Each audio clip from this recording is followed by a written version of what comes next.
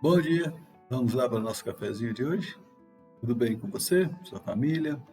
Espero que Deus tenha abençoado a sua semana e preparado uma nova semana para que você possa viver de acordo com a vontade do nosso Deus. Nosso cafezinho de hoje está no capítulo 17, né? Verso 13 a 34. Aqueles judeus, né, que estavam ali em Tessalônica e que se sentiram lesados ao descobrirem que a palavra estava sendo pregada lá em Bereia, eles não pensaram duas vezes e viajaram cerca de 60 quilômetros para atrapalhar o trabalho de Paulo naquela cidade, instigando o povo contra eles, como podemos ver aí no verso 13. Mas logo que os judeus de Tessalônica souberam que a palavra de Deus era anunciada por Paulo, também em Bereia, foram lá excitar e perturbar o povo. Com isso, os discípulos aconselharam a Paulo a ir a Atenas, permanecendo em Bereia, Silas e Timóteo, como pode ver aí no verso 14. E Paulo atravessa aquele mar e chega a Atenas. Certamente os judeus não perseguiram aquele lugar. Observe agora os versos 15 e 16.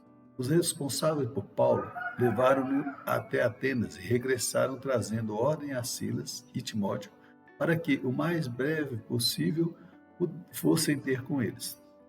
Enquanto Paulo os esperava em Atenas, seu espírito se revoltava em face da idolatria dominante na cidade. Paulo agora ele se depara com uma situação diferente: a idolatria do povo de Atenas. Atenas era conhecida pela cidade dos deuses: Zeus, Afrodite, Apolo, Ares, Artemis, Atena e outros mais. Mas quero chamar a atenção apenas para o verso 17. Por isso, dissertava na sinagoga entre os judeus e os gentios piedosos, também na praça, todos os dias, entre os que se encontravam ali. Podemos observar que os adoradores desses deuses não estavam apenas ali nas ruas, nas casas, nas praças, estavam também infiltrados dentro da sinagoga dos judeus, onde se reuniam para ler a palavra do Senhor, Torá. Não eram apenas aquelas pessoas que não tinham conhecimento ou acesso às Escrituras. Aquele povo já tinha lido, com certeza, diversas vezes os mandamentos do Senhor, registrado lá no livro de Êxodo, no capítulo 20, que nos diz: Então falou Deus todas estas palavras: Eu sou o Senhor teu Deus, que te tirei da terra do Egito, da casa da servidão. Não terás outros deuses diante de mim, não farás para ti imagem de escultura, nem semelhança alguma do que há em cima dos céus, nem embaixo da terra, nem nas águas debaixo da terra. Não as adorarás, nem lhes dará culto, porque eu sou o Senhor teu Deus, Deus zeloso, que visito a iniquidade dos pais nos filhos até a terceira e quarta geração daqueles que me aborrecem, e faço misericórdia até 1000 gerações daqueles que me amam e guardam os meus mandamentos. Este é o primeiro mandamento da lei do Senhor que ele deixou para todos nós. Aquele povo, ele tinha conhecimento, mas permanecia no erro, no pecado contra Deus. Paulo, ele não se contém e busca mostrar para as pessoas que este caminho não era o certo, que eles deveriam buscar um caminho diferente. E mesmo sozinho, ele não mede esforços para anunciar a palavra da verdade, para que eles pudessem se voltar para o Deus verdadeiro. Como Paulo, nós devemos também nos incomodar com a situação pecaminosa das pessoas ao nosso redor. E aí você pode pensar que a idolatria se refere apenas a deuses, às coisas que a gente cultua. E eu gostaria de te contrariar, pois tudo aquilo que você coloca acima de Deus é idolatria.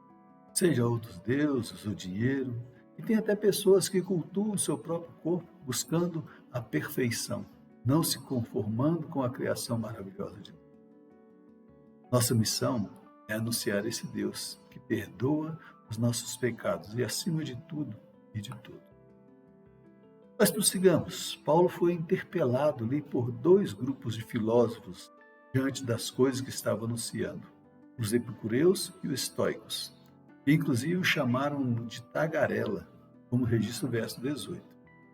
Mas quem eram esses filósofos?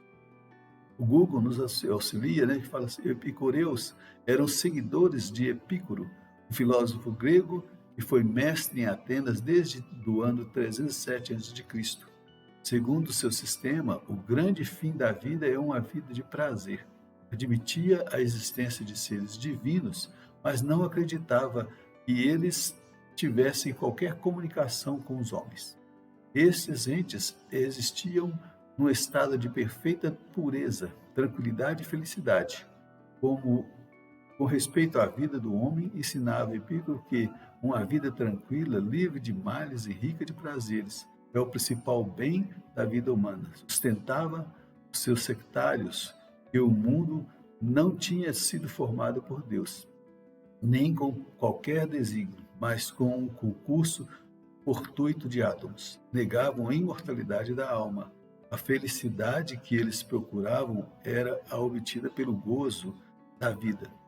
Segundo Epicuro, a vida do homem constava de prazer e dor. Portanto, era um verdadeiro filósofo, aquele que podia encontrar a alegria da vida e diminuir as situações contrárias. Os estoicos, eles formavam uma seita de filósofos gregos, discípulos de Zenon, no ano 229 a.C. As principais doutrinas dos estoicos eram que Deus não procede de nenhuma causa, é incorruptível e eterno, é possuidor de infinita sabedoria e bondade, é causa e preservador de todas as coisas e qualidades. E a matéria, nos seus primitivos elementos, é também sem precedência e eterna. Acreditavam na existência da alma depois da morte. Supunham que ela ia para as regiões celestes dos deuses, onde permanecia até que todas as almas, tanto dos homens como a dos deuses, fossem absorvidas na divindade. Admitiam uma espécie de purgatório. Ensinavam que um homem sábio e virtuoso podia ser feliz no meio da tortura e que todas as coisas externas eram para ele indiferentes. Se um homem estava satisfeito consigo mesmo, isso era suficiente. Então, isso é que eles pregavam. E eles resolvem confrontar Paulo e o levam ali para o Areópago. O Areópago era um antigo Supremo Tribunal de Justiça de Atenas, conhecido pelo senso de justiça e pela integridade. Encarregava-se dos julgamentos de casos religiosos e políticos. Eles entendiam que Paulo estava pregando uma doutrina que não condizia com a religião e com os costumes estabelecidos em Atenas. Mas o que vamos ver nos versos seguintes é maravilhoso. A graça de Deus sobre a vida de Paulo, dando a ele discernimento e inteligência para tratar os assuntos. E eu gostaria de citar apenas os versos 22 e 23. Então Paulo, levantando-se no meio do Areópago, disse: Senhores atenienses, em tudo vejo acentuadamente religiosos, porque passando e observando os objetos de vosso culto, encontrei também um altar no qual está escrito: ao Deus desconhecido. Por esse que adorais sem conhecer, é precisamente aquele que eu vos anuncio. Paulo reconhece a religiosidade deles, e inclusive adora um Deus desconhecido. A sabedoria de Paulo foi tremenda e até massageia o ego deles pela sua religiosidade. E aproveita para lhes dizer que o Deus que eles estavam anunciando era justamente o Deus desconhecido. Eles voavam e passa a falar desse Deus maravilhoso. E tinha todo o poder, como você poderá ver nos versos seguintes. Eu não vou ler, mas eu peço que você leia e faça isso, esses versos. Ele fala que Deus não observa o tempo da ignorância, mas enviou também seu Filho, que morreu, ressuscitou e voltará para julgar o seu povo. Muitos escarneceram daquilo, mas outros entenderam e receberam os ensinamentos e creram, como podemos ver aí no verso 34. Podemos tirar de lição para nós hoje. Ainda vivemos num mundo de muita idolatria, mas temos que buscar a sabedoria que vem do Senhor para levar as pessoas ao arrependimento. E a minha oração é para que Deus possa te abençoar e te dê sabedoria para que você possa realmente fazer a obra do Senhor com intrepidez. Amém? Deus o abençoe. Continue lendo o texto aí, tomando seu cafezinho. Até domingo que vem, se Deus assim nos permitir.